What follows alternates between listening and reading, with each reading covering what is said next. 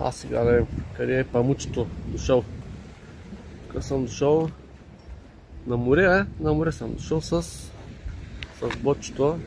Какво има горе, нещо много готино се върти. Ето, нали регистрирах тротинетката и трябва да дадам малко на разходка. Както виждате, даже съм екипиран, каска, очила, ръкавици, всичко. Време е да ви покажа и машинката. С нея съм дошъл от село Кестрич. Село Кестрич на разходка.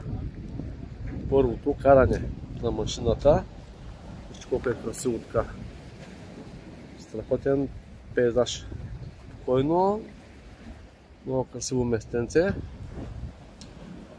И така, реших да пробвам машината как се държи извън града. След като я регистрирах, нямаше огледало машината. Трябва да сложа едно огледало. И както виждате, огледало има.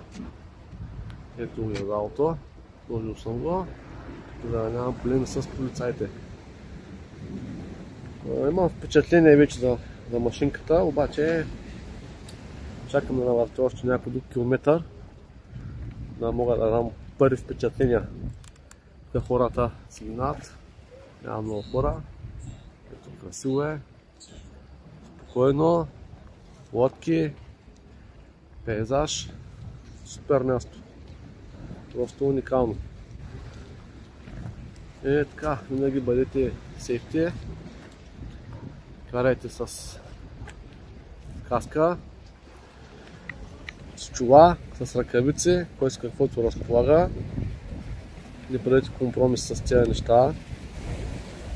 Ето ме, екипиран, раницата ми е оранжева, ръкавички, всичко. Пълна програма. Секунда само. Да пусна само така машината. Ето. Казвам ви, имам 100 км вече горе-долу.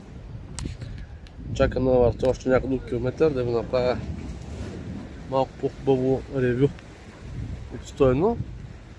И така, стигна днеска до морето машинката.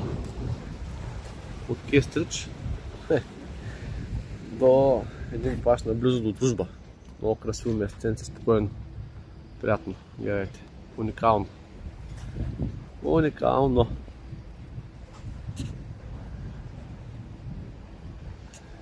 Еми, това е за сега от мен. Очаквайте скоро включване с някакво подробно ревю на машината на памучето.